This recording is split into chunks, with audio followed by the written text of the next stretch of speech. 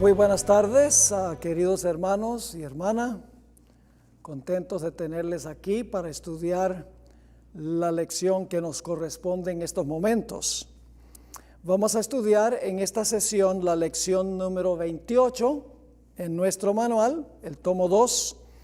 El título de nuestra lección es Los mandamientos de Dios. Y claro, estamos estudiando los mensajes de los tres ángeles.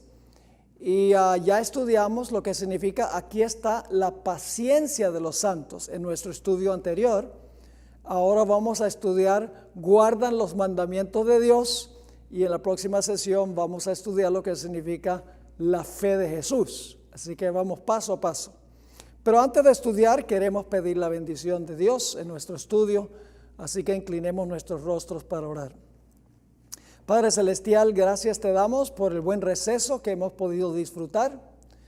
Pedimos ahora que nos ayudes a concentrarnos en lo que vamos a estudiar. Ayúdanos a entender lo que significa la expresión, guardan los mandamientos de Dios. Gracias por escucharnos, porque te lo imploramos en el nombre de Jesús. Amén. La expresión guardar los mandamientos de Dios se encuentra en 3 versículos del libro de Apocalipsis. Y para comenzar, queremos leer esos 3 versículos a donde aparece la expresión guardar los mandamientos.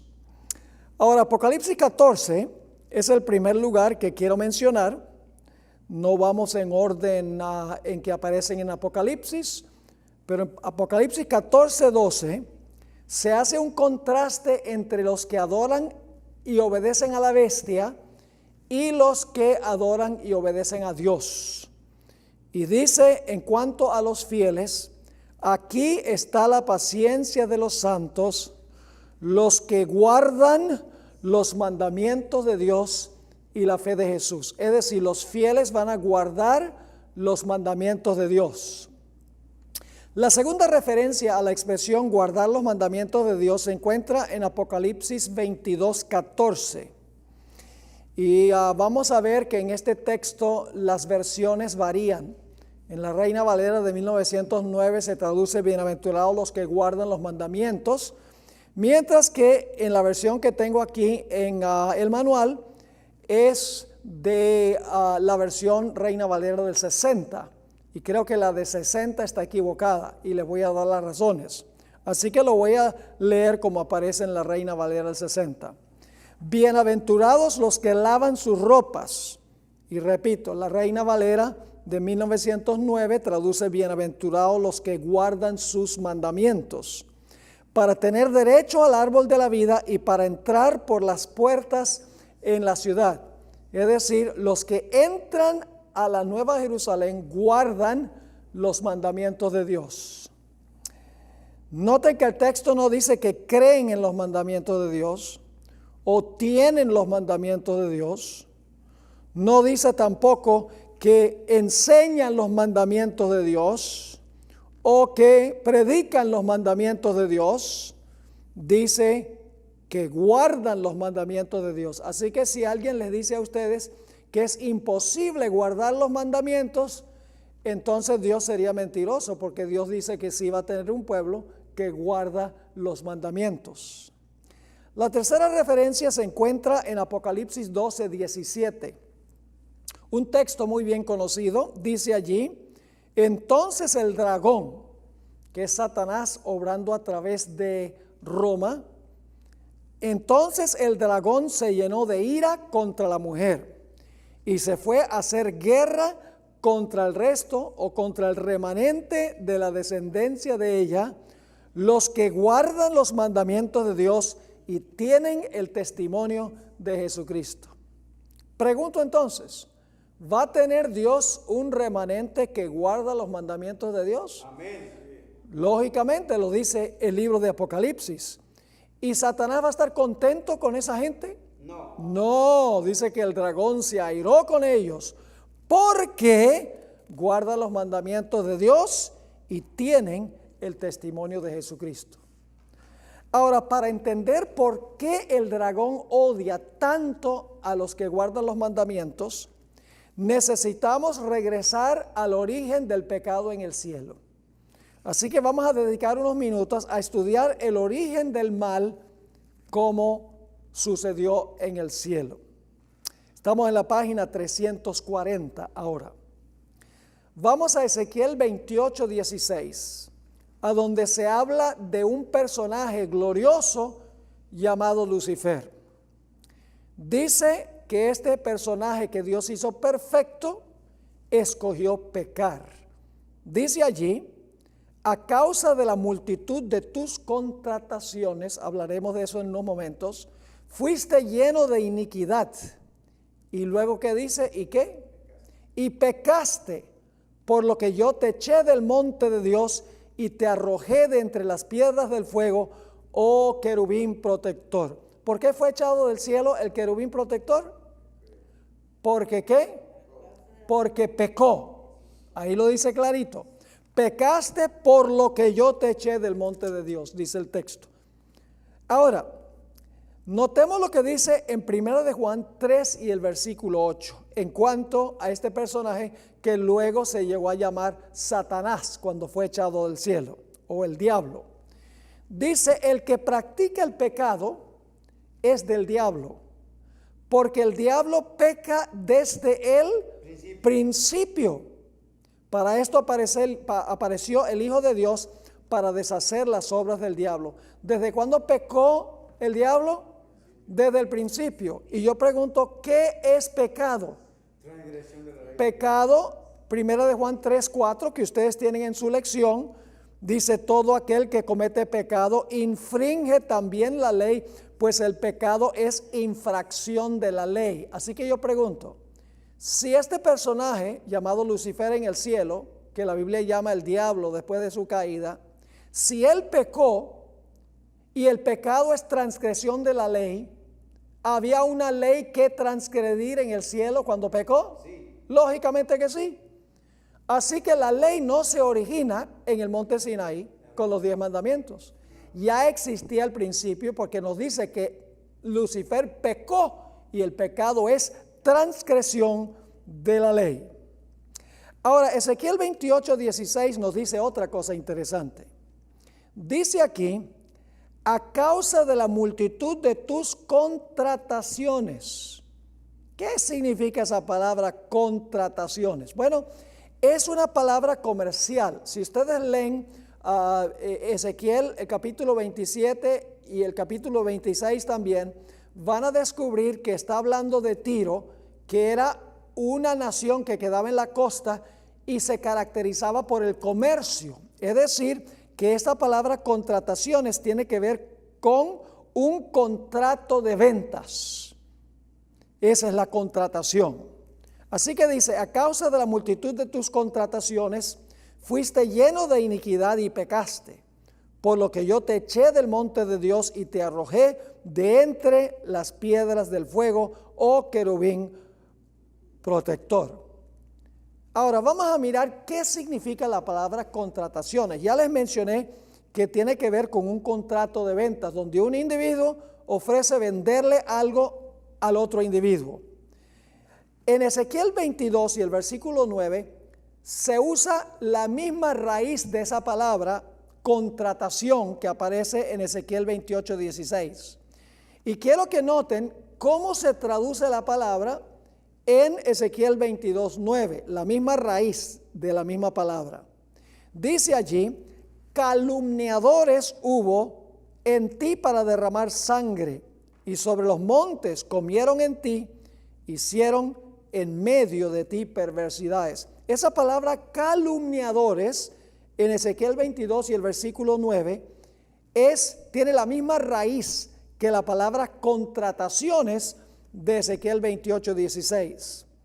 Otro texto que tiene la misma raíz de la palabra es Levítico 19:16, donde Dios le dice al pueblo de Israel, no andarás chismeando entre tu pueblo, no atentarás contra la vida de tu prójimo, yo Jehová. La palabra chismeando que se usa aquí tiene la misma raíz que la palabra contrataciones en Ezequiel 28:16.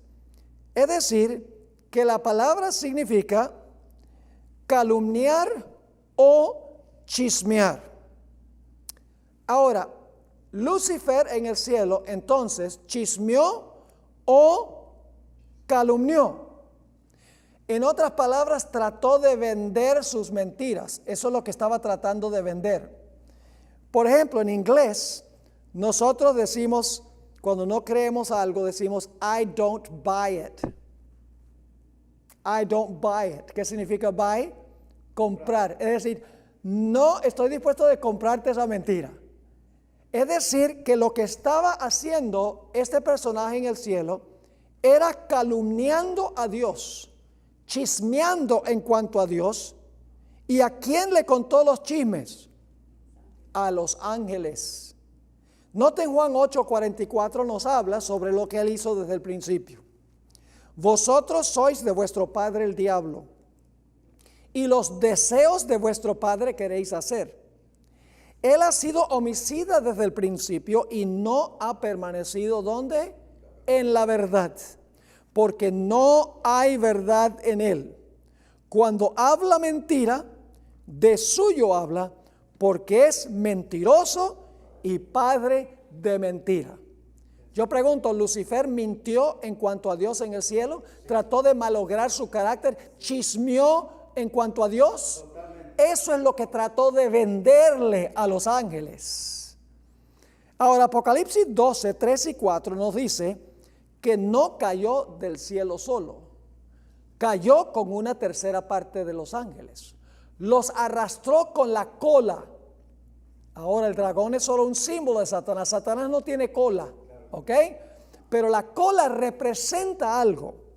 Vamos a leer Apocalipsis 12, 3 y 4 y luego les voy a decir qué representa la cola. Dice, también apareció otra señal en el cielo. He aquí un gran dragón escarlata que tenía 7 cabezas y 10 cuernos y en sus cabezas 7 diademas. Y su cola arrastraba la tercera parte de las estrellas del cielo. ¿Qué son las estrellas del cielo? Ángeles. Y las arrojó sobre la tierra. ¿Cómo arrojó a los ángeles a la tierra? ¿Con qué? Con la cola. Ahora, ¿qué representa la cola? La cola es simbólica. Satanás no tiene cola literalmente. La respuesta está en Isaías 9, 15 y 16. Isaías 9, 15 y 16. El anciano y venerable de rostro es la cabeza. El profeta que enseña mentira es la cola. ¿Cuál es la cola? El que miente. Así que ¿cómo logró Satanás llevarse a una tercera parte de los ángeles? Con la cola, es decir, con sus mentiras. Y luego dice en el versículo 16, porque los gobernadores de este pueblo son ¿qué cosa? Engañadores, y sus gobernados se pierden. Precisamente lo que hizo Satanás en el cielo. Ahora, hay un par de citas del Espíritu de Profecía muy significativas, estas citas, que describen los métodos que usó Lucifer en el cielo.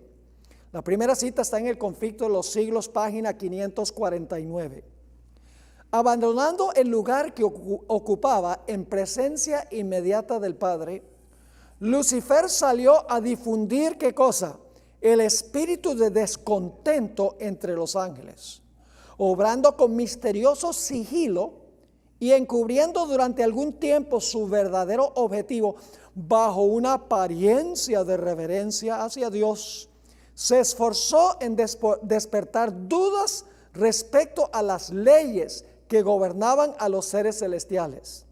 Insinuó que, aunque las leyes podrían ser necesarias para los habitantes de otros mundos, los ángeles, siendo más exaltados, no necesitaban semejantes restricciones, pues su propia sabiduría bastaba para guiarlos. Es decir, ustedes no necesitan ninguna norma externa, un Dios que les diga esto es bueno y esto es malo, porque ustedes están tan desarrollados que ustedes mismos pueden saber qué es bueno y qué es malo sin que Dios se los diga. Entonces van a ser libres. Ese fue el argumento de Satanás. En otro lugar, Conflicto de los Siglos 553 y 554, Elena White amplía. Reiteró su aserto de que los ángeles no necesitaban ningún control, sino que debía dejárselas seguir su propia voluntad, que siempre los conduciría al bien. Denunció los estatutos divinos como restricción de su libertad y declaró que su objetivo era ¿qué? Abolir la ley. Yo pregunto, más adelante hubo un cuerno pequeño que pensó que podía abolir y cambiar la ley. Sí. Así que dice, declaró que su objetivo era abolir la ley para que, libres de esta restricción, las huestes del cielo pudiesen alcanzar un grado de existencia más elevado y glorioso. Ahí está una descripción vívida de cómo fue que Lucifer esparció sus mentiras atacando la ley de Dios. En Apocalipsis 12:9 nos dice que Satanás con su cola arrastró a una tercera parte de los ángeles y Satanás y ellos fueron lanzados fuera del cielo. Dice allí en ese versículo, y fue lanzado fuera el gran dragón, la serpiente antigua que se llama Diablo y Satanás, el cual engaña al mundo entero, fue arrojado a la tierra y sus ángeles fueron arrojados con él. Así que Lucifer es echado del cielo. ¿Y a dónde viene a parar eventualmente? Al planeta Tierra recién creado por Dios. Satanás ahora dice, bueno, me funcionaron las mentiras y el camuflaje en el cielo, así que vamos a probarlo también en la tierra, porque si funcionó allá con ángeles perfectos que habían existido por muchísimo tiempo, de pronto funcione también en la tierra. Y ahora Satanás le va a decir, camuflado tras una serpiente, le va a decir a Eva que no necesita que Dios le diga qué es bueno y qué es malo, que ella lo puede saber por sí misma sin depender de que Dios se lo diga. Vamos a leer Génesis 3, 1 al 5. Pero la serpiente era astuta, más que todos los animales del campo que Jehová Dios había hecho, la cual dijo a la mujer, con que Dios os ha dicho no comáis de todo árbol del huerto. Pregunto, ¿es eso lo que había dicho Dios? No, ¿qué había dicho Dios? Pueden comer de todo menos de este. ¿Por qué razón Satanás contó esta mentira era una mentirota? Él tenía que saber que Eva sabía que Dios había dicho que podían comer de todos menos ese. ¿Por qué dijo esa mentirota? ¿Saben por qué? Muy sencillo. Porque no hay manera mejor de empezar una conversación con alguien que diciendo algo que está equivocado. Por ejemplo, si yo les dijera a ustedes, este saco que yo tengo puesto es rojo, inmediatamente alguien diría, ¿qué pasó, pastor? ¿Sufre de daltonismo usted o qué? Porque es una mentirota, pero por lo menos causa una reacción de parte de la otra persona. Y precisamente eso fue lo que pasó. Porque sigue diciendo, y la mujer respondió a la serpiente, ahora lo va a corregir. Del fruto de los árboles del huerto podemos comer, pero del fruto del árbol que está en medio del huerto, dijo Dios, no comeréis de él ni le tocaréis para que no muráis. Entonces la serpiente dijo a la mujer, ¿no qué? No moriréis. Está diciendo Dios es mentiroso. Dios dijo que ustedes van a morir, pero no van a morir. Y entonces ahora Eva está pensando, si no nos vamos a morir, ¿por qué nos dijo Dios que íbamos a morir si comíamos del árbol? ¿Por qué nos mintió Dios? Dios tiene que haber tenido una razón para decirnos que vamos a morir si comemos del árbol, si en realidad no vamos a morir. Eva quiere saber cuál es la explicación de por qué Dios, según Satanás, contó esa mentira. ¿Creen ustedes que Satanás tenía la respuesta? Fíjense que Satanás sembró la pregunta y luego le dio la respuesta. Sembró la duda diciendo, no van a morir. Y él sabía que Eva iba a preguntar, entonces, ¿por qué nos dijo Dios que íbamos a morir? Y entonces Satanás, antes que ella pueda hablar, le da la respuesta. Sigue diciendo el versículo 4, entonces la serpiente dijo a la mujer, no moriréis, sino que sabe Dios Dios sabe algo que Él no quiere que ustedes sepan, les está ocultando algo. Sabe Dios que el día que comáis de Él serán abiertos vuestros ojos. Ahora, yo pregunto, ¿Eva tenía buenos ojos? ¿Ustedes creen que ella estaba ciega? ¿Físicamente estaba ciega? No, tenía visión mucho mejor que 20/20. Tenía una visión perfecta, podía ver kilómetros y kilómetros de distancia. ¿Quién sabe hasta dónde? De pronto hasta la luna, las estrellas y el cielo podía ver. No está diciendo que se le van a abrir los ojos físicos. Está diciendo que Dios le está escondiendo una verdad espiritual que Él no quiere que ellos sepan. Los ojos del entendimiento. Dice, Dios quiere que ustedes estén ciegos en cuanto a una gran verdad, dice Satanás. Serán abiertos vuestros ojos. ¿Y cuál es el secreto que está guardando Dios? Seréis como Dios. ¿Saben lo que está diciendo? Dios les dijo que iban a morir. Porque si ustedes comen del árbol, ustedes van a ser igualitos a Él. Y Dios no quiere competencia, Dios no quiere rivales. Si ustedes comen del árbol, van a tener los mismos poderes de Él. Y Él les dice que van a morir si comen del árbol. Pero en realidad, no es porque van a morir, sino porque Dios no quiere gente que tenga los mismos poderes que tiene Él. ¡Wow! Y entonces sigue diciendo, serán abiertos vuestros ojos y seréis como Dios. Y ahora escuchen bien, como Dios en un sentido especial.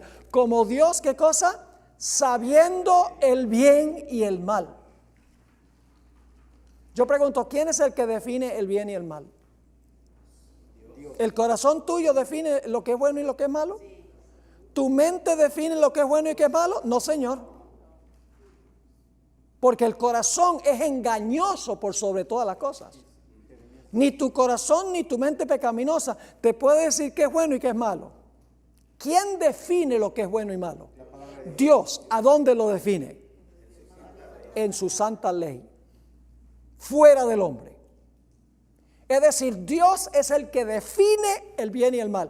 Pero Satanás le está diciendo a Eva que si ella come va a ser como Dios, sabiendo el bien y el mal, y no necesita que Dios le diga qué es bueno y qué es malo. ¿Están conmigo o no están conmigo? Ahora hemos hablado del origen del pecado en el cielo y el origen del pecado en la tierra. Es un ataque contra la ley de Dios, en el cielo y en la tierra. Ahora examinemos la expresión guardan los mandamientos de Dios. ¿Saben lo que dicen algunos protestantes? Dicen, bueno, ahí no dice los 10 mandamientos, dice los mandamientos de Dios. Dios nos manda a salir a predicar el evangelio, es un mandato de Dios, pero no tiene que ver con los 10 mandamientos. Los que dicen eso es porque no lo han estudiado con cuidado. Ahora vamos a mirar una serie de versículos que indican que la expresión guardar los mandamientos de Dios se aplica a los 10 mandamientos. Vamos primero a Mateo 19, 17 al 22. Esta es la experiencia del joven rico. ¿Recuerdan la experiencia del joven rico? Sí. Él viene a Jesús y quiere saber cómo puede tener la vida eterna. Y él le dijo, Jesús, ¿por qué me llamas bueno? Ninguno es bueno sino uno, Dios. Mas si quieres entrar en la vida, ¿qué cosa? Guarda los mandamientos. La misma expresión de Apocalipsis. Guarda los mandamientos. ¿A qué se refería Jesús cuando dijo guarda los mandamientos? ¿Cuáles? ¿Que debemos ir a predicar el evangelio? ¿Ese es el mandamiento? No. Y le dijo, ¿cuáles? Y Jesús dijo, no matarás, no adulterarás, no hurtarás, no dirás falso testimonio, honra a tu padre y a tu madre y amarás a tu prójimo como a ti mismo. ¿Son mandamientos de los 10 mandamientos de Dios? ¿Sí o no? Sí. Entonces, ¿qué significa la expresión guarda los mandamientos? Se refiere a los 10 mandamientos. Versículo 20. El joven le dijo, todo esto lo he guardado desde mi juventud. ¿Qué más me falta? Jesús le dijo, si quieres ser perfecto, anda, vende lo que tienes y dalo a los pobres y tendrás tesoro en el cielo y ven, sígueme. Oyendo el joven esta palabra se fue triste porque tenía muchas posesiones. Él profesaba guardar los mandamientos, pero en realidad no los estaba guardando porque tenemos que tener amor para guardar los mandamientos. Y él estaba guardando los mandamientos legalmente sin amor. Sí, o sea, no compraba ni vendía los sábados. Y ayunaba 2 veces a la semana. Y no comía carne de puerco. Y diezmaba todas sus entradas, sí, pero no porque le salía del corazón, sino como un asunto legal para ganar la salvación. Pero lo interesante es que la expresión guarda los mandamientos que aparece en Apocalipsis es la misma y tiene que ver con los 10 mandamientos. Noten Lucas 23:56. Estamos hablando de lo que hicieron las mujeres cuando Jesús murió y fue puesto en el sepulcro. Y vueltas prepararon especies aromáticas y ungüentos y descansaron el día de reposo conforme al mandamiento. La mismita palabra, en Tolás. Marcos 7, 9 y 10. Está hablando aquí del 5.º mandamiento de la ley de Dios. Dice, y aquí está hablando Jesús, les decía también, bien invalidáis, ¿qué cosa? El mandamiento de Dios para guardar vuestra tradición. ¿A cuál mandamiento se está refiriendo Jesús cuando dice ustedes invalidan el mandamiento por guardar la tradición? Dice, porque Moisés dijo, honra a tu padre y a tu madre. ¿Ese es uno de los 10 mandamientos? Sí. Y el que maldiga al padre o a la madre muera irremisiblemente. Ahora también encontramos que en la Biblia la palabra ley y la palabra mandamientos se usan intercambiablemente. Algunos dicen, bueno, dice que el cuerno pequeño iba a cambiar la ley, pero ahí no dice que iba a cambiar los mandamientos. El asunto es que ley y mandamientos se usan intercambiablemente en la Biblia. Los mandamientos son mandamientos de la ley. Note lo que dice Romanos 7 y el versículo 7 al 12. ¿Qué diremos pues? ¿La ley es pecado? En ninguna manera. Pero yo no conocí el pecado sino por la ¿qué? Por la ley. No olviden eso. Porque tampoco conociera la codicia si la ley no dijera, no codiciarás. Yo pregunto, ¿ese es uno de los 10 mandamientos, no codiciarás? Sí. Y dice que está ¿dónde? En la ley. Sigamos leyendo. Dice, mas el pecado, tomando ocasión por el ¿qué? El mandamiento que está en la ¿qué? La ley. En la ley. Produjo en mí toda codicia, porque sin la ley el pecado estaba muerto, y yo sin la ley vivía en un tiempo, pero venido el mandamiento. ¿Cuál mandamiento? No codiciarás, ¿verdad? Pero venido el mandamiento, el pecado revivió y yo morí. Y hallé que el mismo mandamiento, que es el 10º de los 10, que era para vida, a mí me resultó para muerte. Porque el pecado, tomando ocasión por el mandamiento, que ya he dicho que es el 10º, me engañó y por él me mató. De manera que la ley, ahora fíjense que los mandamientos están en la ¿qué? En la ley. De manera que la ley a la verdad es santa y el mandamiento que está en la ley, ¿qué cosa? Santo, justo y bueno. ¿Está claro? Noten 1 Corintios 7, 19 lo que dijo el apóstol Pablo. La circuncisión nada es. Y la incircuncisión nada es, sino ¿qué cosa? El guardar los mandamientos de Dios.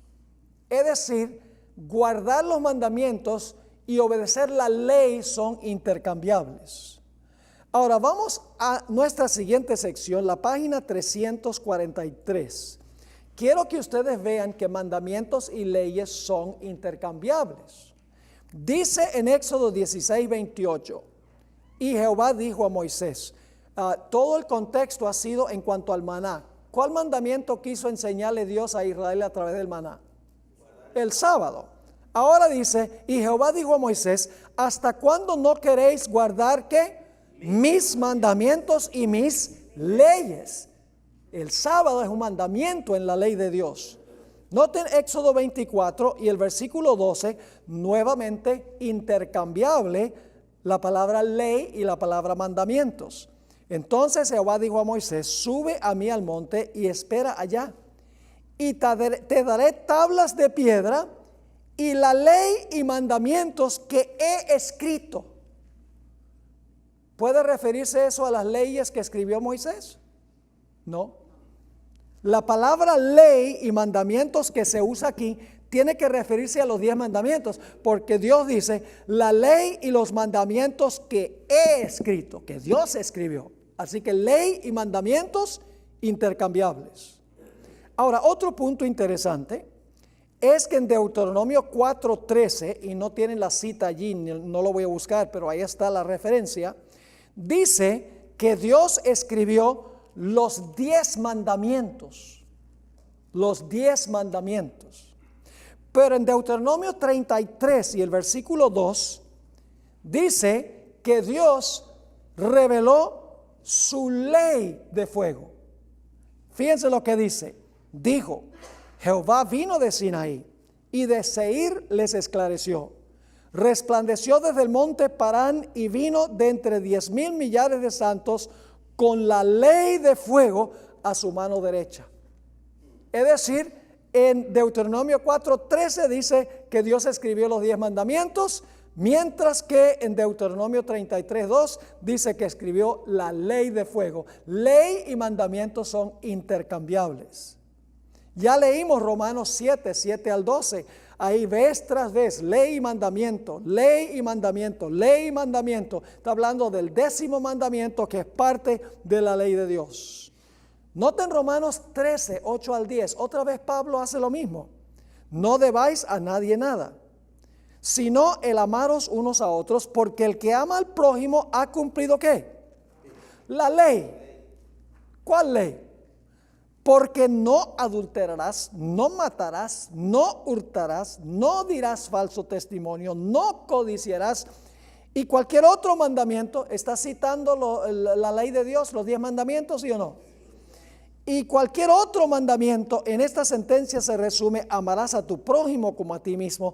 El amor no hace mal al prójimo, así que el cumplimiento de la ley es el amor. La ley se compone de mandamientos. Así que cuando en Apocalipsis dice que el remanente guarda los mandamientos de Dios, ¿a qué se está refiriendo? A los 10 mandamientos que se encuentran en la ley de Dios. Ahora, ¿qué dijo Jesús de guardar los mandamientos? Vamos a Juan 14, 15 y 16. Juan 14, 15 y 16. Dice allí Jesús: si me amáis, guardad mis mandamientos. La misma expresión de Apocalipsis. Y yo rogaré al Padre y os dará otro consolador para que esté con vosotros para siempre. Lo mismo encontramos en Juan 15, 10. Dice allí: si guardareis mis mandamientos, y eso otra vez, guardar los mandamientos, permaneceréis en mi amor, así como yo he guardado los mandamientos de mi Padre y pertenezco en su amor. En 1 de Juan 2, 3 al 5, noten lo que escribió el discípulo amado. Y en esto sabemos que nosotros le conocemos, ¿sí qué cosa? Si guardamos sus mandamientos, la misma expresión. El que dice yo le conozco y no guarda sus mandamientos, el tal es mentiroso. ¿Y quién es el padre de mentira? Wow, eso está serio, ¿no?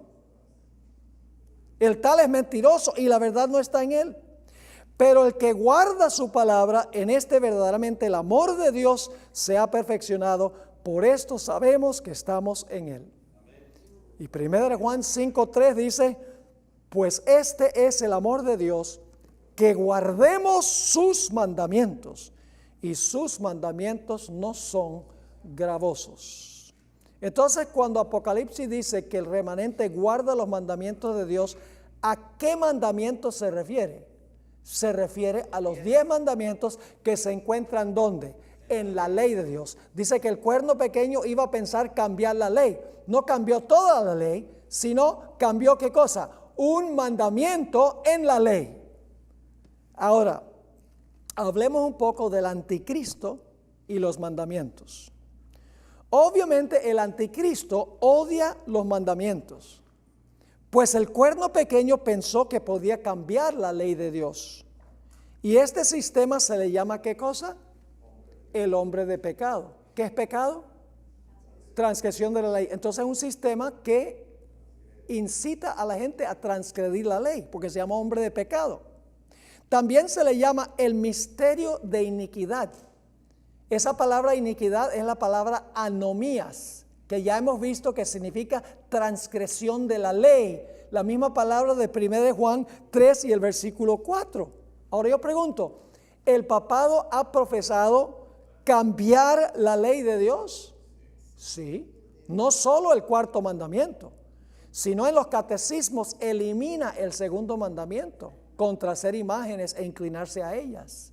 Desaparece del catecismo. Y claro, cuando sacan uno, solo hay 9 y todo el mundo sabe que hay 10, así que dividen el 10º mandamiento en 2. Para terminar con 10, no codiciarás los bienes de tu prójimo, ni codiciarás la mujer de tu prójimo. Codicia es codicia, ese es un solo mandamiento, no son 2. Note lo que dice 2 de Tesalonicenses 2, versículo 3 al 8. Nadie os engaña en ninguna manera, porque no vendrá Jesús sin que antes venga la apostasía y se manifieste el hombre de ¿qué? Pecado. ¿Y qué es pecado? Transgresión de la ley. El hijo de perdición, el cual se opone y se levanta contra todo lo que se llama Dios o es objeto de culto, tanto que se sienta en el templo de Dios como Dios, haciéndose pasar por Dios. Ya hemos hablado de eso. ¿No os acordáis que cuando yo estaba todavía con vosotros os decía esto? Y ahora vosotros sabéis lo que detiene, a fin de que a su debido tiempo se manifieste, porque ya está en acción el misterio de iniquidad. Esa palabra iniquidad es la palabra anomías, que se traduce transgresión de la ley. Solo hay quien al presente lo detiene, que era el Imperio Romano, hasta que él a su vez sea quitado de en medio.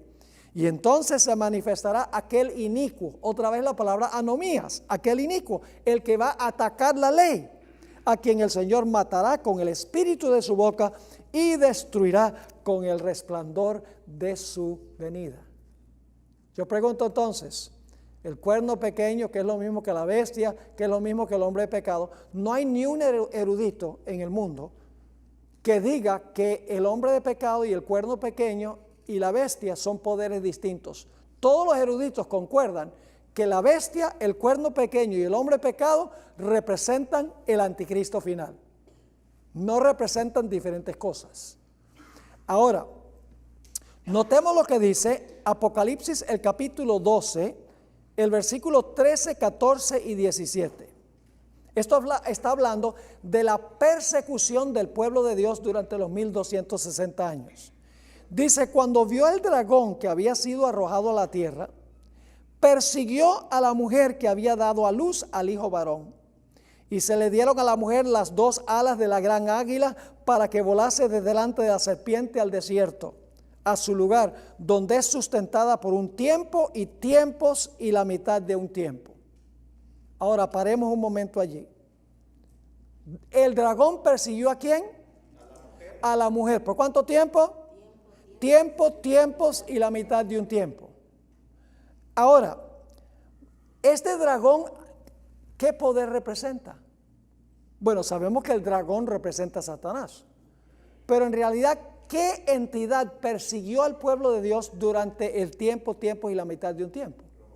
Fue Roma papal.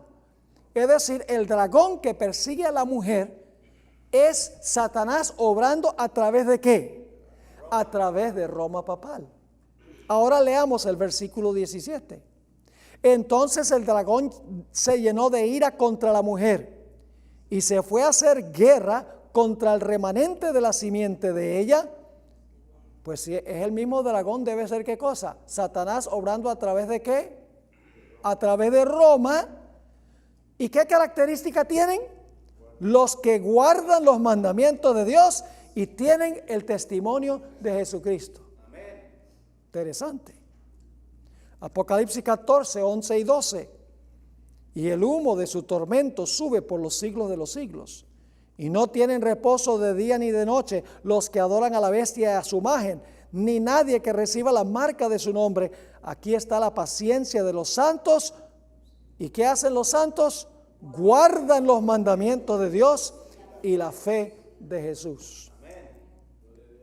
Ahora, miremos algunas características de los guardadores versus los transgresores. Dentro de la ciudad, la Nueva Jerusalén, estarán los que obedecen los mandamientos de Dios.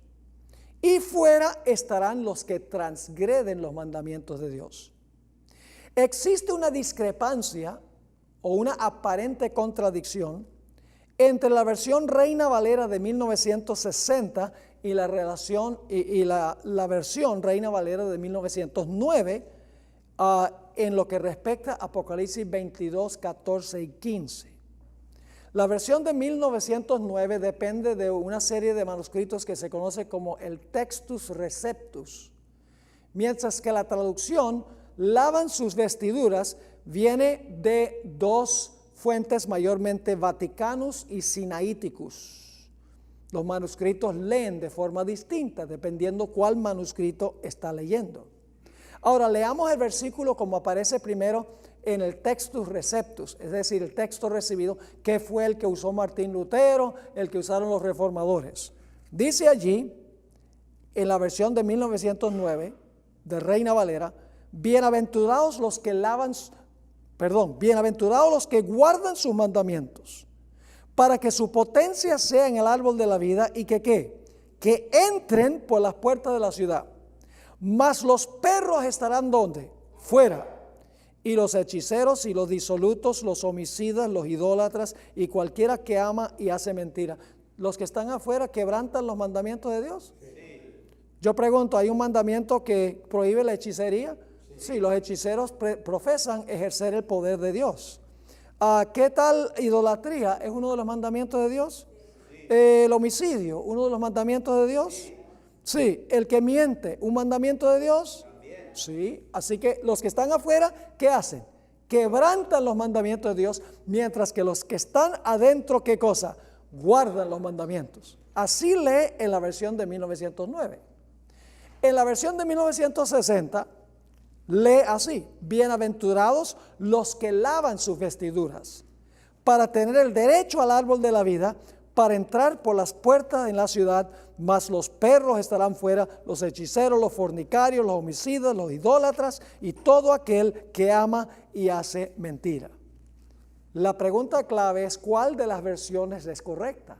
¿Lavan sus vestiduras o guardan sus mandamientos? Bueno, necesito explicarles algo sobre los manuscritos de la Biblia. Del Nuevo Testamento tenemos muchos manuscritos antiguos. No tenemos los originales que escribieron los escritores que están en el Nuevo Testamento. Solo tenemos copias de copias que se proliferaron a través de todo el imperio. Y a veces en el proceso de transmisión cambian algunos detallitos. No es cosa de mayor envergadura, pero cambia porque la persona copió mal o quiso aclarar algo y añadió algo al texto que no estaba en el texto. Ustedes encuentran ahí en la página 346, la traducción guardan sus mandamientos es tas entolás autón, mientras que lavan sus vestiduras es tas stolás autón. Muy parecidos, ¿verdad? Hubiera sido muy fácil que el original dijera tas stolás autón, y que el que estaba escribiendo rápido y puso tas stolás en vez de tas entolás. Y algunos dicen, bueno, entonces no podemos confiar en los manuscritos. ¿Cómo vamos a saber lo que enseña la Biblia? Fíjense lo que escribió la hermana White. En Mensajes Selectos, tomo 1, página 18, ella escribió: algunos nos miran con seriedad y dicen, ¿no creen que debe haber habido un error de copista o de traductor? Todo esto es probable, dice ella. Y aquellos que son tan estrechos para vacilar por esto y tropezar en esta posibilidad o probabilidad, estarían también listos para tropezar en los misterios de la palabra inspirada, porque su débil mente no puede discernir los propósitos de Dios. Ahora, cuando dos textos en diferentes versiones discrepan, la pregunta clave es: ¿cómo determinamos cuál es la traducción correcta? ¿Cuál es la forma correcta de hacerlo? Hacemos dos cosas. En primer lugar, buscamos otros textos afines a ese texto. Y en segundo lugar, consideramos el contexto más amplio de ese versículo.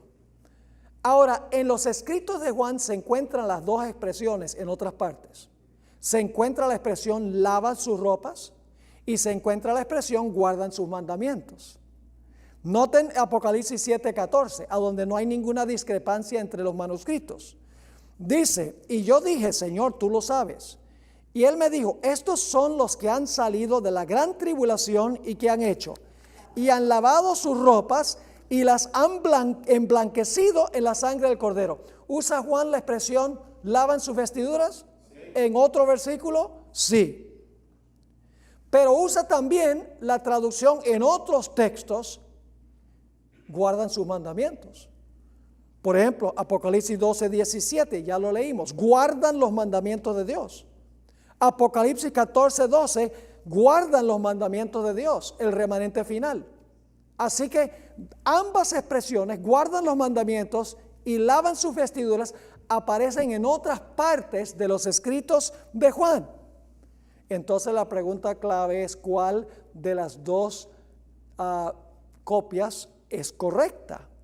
Bueno, la vasta mayoría de las veces que Juan se expresa, dice guarda los mandamientos de Dios. Solo una vez usa lavan sus vestiduras en Apocalipsis el capítulo 7. Todas las demás veces habla de guardar los mandamientos. Vamos a anotar los ejemplos. 1 Juan 2:3-6. En esto sabemos que nosotros le conocemos. ¿Sí qué? Si guardamos sus mandamientos. El que dice yo lo conozco ¿y qué? Y no guarda sus mandamientos. El tal es mentiroso y la verdad no está en él. Pero el que guarda su palabra, en este verdaderamente el amor de Dios se ha perfeccionado. Por esto sabemos que estamos en él. El que dice que permanece en él debe andar como él anduvo. Así que 2 veces allí Juan escribe guardan los mandamientos. Noten 1 Juan 3:22 y el versículo 24. Y cualquiera cosa que pidiéramos la recibiremos de él. ¿Por qué? Porque guardamos sus mandamientos y hacemos las cosas que son agradables delante de él. 1 Juan 5:2-3. En esto conocemos que amamos a los hijos de Dios, cuando amamos a Dios ¿y qué? Y guardamos sus mandamientos. Pues este es el amor, que guardemos sus mandamientos, y sus mandamientos no son gravosos. ¿Cuál es la expresión que usa más a menudo Juan? Guardar los mandamientos. Solo una vez lavan las vestiduras. Todas las demás veces usa la expresión guardan los mandamientos. Así que buscamos otros textos para ver cuál es la versión más probable por la preponderancia de la evidencia. Pero también nos ayuda a mirar el contexto más grande de este versículo. ¿Cuál es el contexto de Apocalipsis 22 y el versículo 14? Bueno, vamos rápidamente aquí a comparar Génesis con Apocalipsis. Solo les voy a leer la lista, ustedes tienen los textos aquí en el manual. El hombre debía continuar comiendo del árbol de la vida para continuar viviendo, ¿verdad que sí? No era suficiente comer una sola vez. El árbol era como un cargador de baterías. Tenía que venir probablemente cada mes, porque cuando lleguemos al cielo vamos a ir de mes en mes para comer del árbol de la vida. Así que probablemente al principio era así también. Así que el hombre tenía que continuar comiendo del árbol de la vida. El hombre quebrantó el mandamiento de Dios y por lo tanto fue ¿qué? Echado fuera de la puerta del Edén. ¿Quiénes se colocaron en la puerta para que no pudieran entrar? Ángeles fueron colocados. Y por lo tanto el hombre no tenía acceso ¿a qué? Al árbol de la vida. ¿Y qué vino como resultado? La maldición y ¿qué más? La muerte. Ahora fijemos cómo el libro de Apocalipsis 22:14, arregla lo que se dañó allá. Los fieles al final de la historia, ¿qué van a hacer? Van a guardar los mandamientos. Se les va a permitir, ¿qué cosa? Entrar por las puertas a la ciudad. ¿Quiénes van a estar en las puertas dejándolos entrar?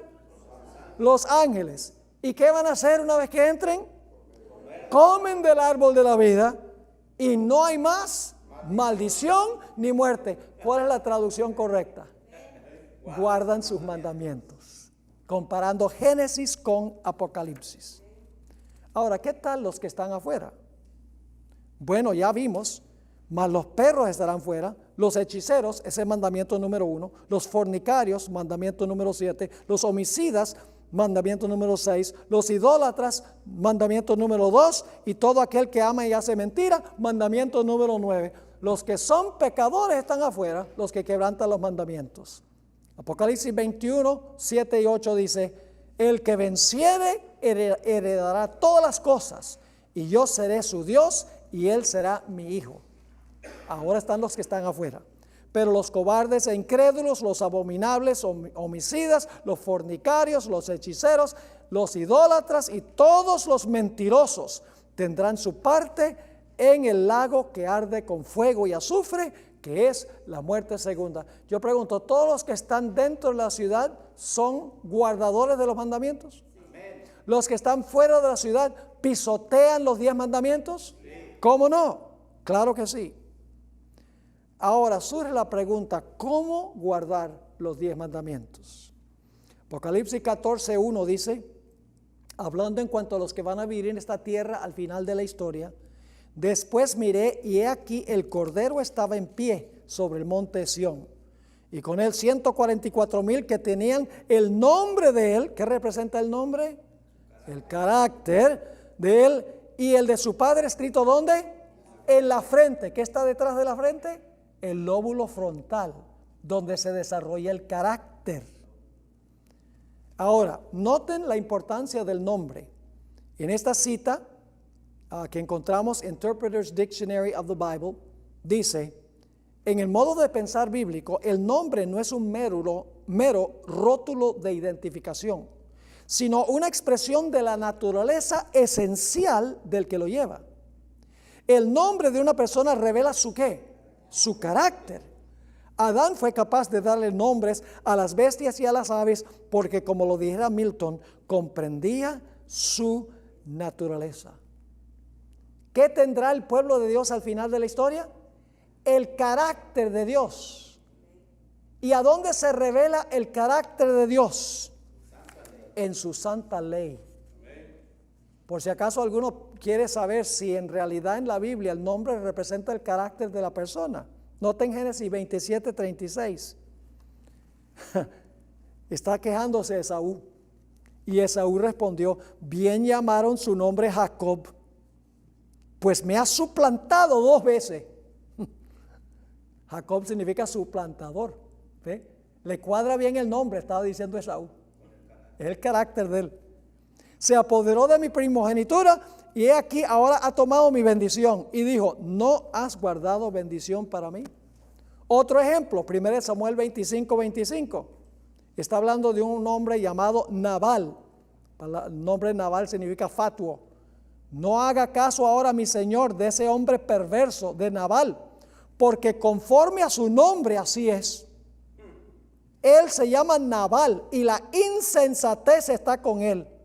Mas yo, tu sierva, no vi a los jóvenes que tú enviaste. ¿En qué forma guardarán los fieles los mandamientos de Dios al final de la historia? Tendrán el nombre de Dios ¿dónde? En la frente. No van a guardar los mandamientos como un asunto meramente legal, como el joven rico. No meramente van a dejar de comprar y vender el sábado y diezmar todas sus entradas. No hay ningún problema con hacer eso. Pero hay que hacerlo con la motivación correcta, la motivación del amor, o si no somos fariseos. Amén. Ezequiel, el capítulo 36, 26 y 27, dice lo que Dios quiere hacer. Dios quiere darnos un nuevo corazón y luego quiere escribir su ley en el corazón. Dice en Ezequiel 36, 26 y 27, os daré ¿qué cosa? Corazón nuevo. Y pondré espíritu nuevo dentro de vosotros, y quitaré de vuestra carne el corazón de piedra, y os daré un corazón de carne. Dios es un Dios de trasplantes. Dios no anda cambiando marcapasos. Dios no anda cambiando válvulas, ni anda haciendo bypass. Dios hace solo una clase de operación al corazón: trasplantes. Así que dice, os daré corazón nuevo y pondré espíritu nuevo dentro de vosotros y quitaré de vuestra carne el corazón de piedra y os daré corazón de carne y pondré dentro de vosotros mi espíritu. Ahora, si el espíritu está dentro, ¿cuál va a ser el resultado? Dice, y haré que andéis en mis estatutos y guardéis mis preceptos y los pongáis por obra. Amén. No por obligación, sino porque tiene un nuevo corazón. Amén. El Salmo 46 al 8, hablando de Jesús, dice, sacrificio y ofrenda no te agrada. Has abierto mis oídos. Holocausto y expiación no has demandado. Entonces dije, he aquí vengo.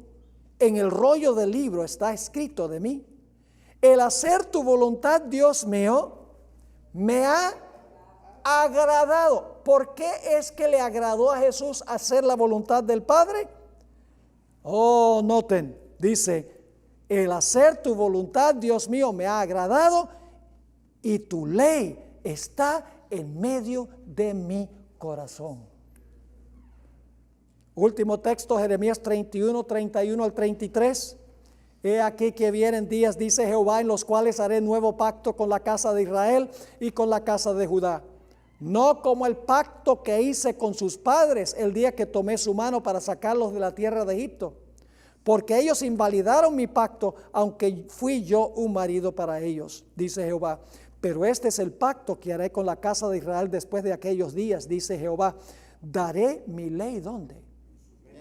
¿Dónde tienen escrito el nombre los 144,000, la generación final? ¿Dónde la tienen? En la frente.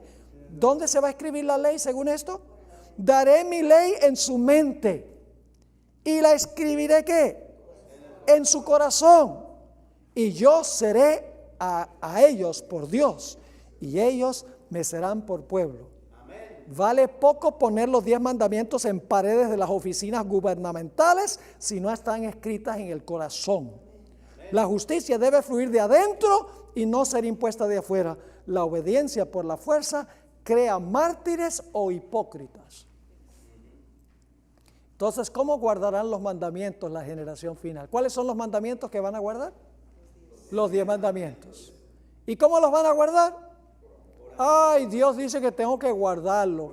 Ay, qué carga, qué yugo. Eso dicen los cristianos, que los mandamientos son yugo de servidumbre que nadie puede llevar. No, cuando usted ama a Jesús, usted va a querer guardar los mandamientos. Le va a salir guardarlos. Esa será la generación final. Jesús dijo, si me amáis, guardad mis mandamientos. Así que Dios tendrá toda una generación al final que guardará los 10 mandamientos de la ley de Dios.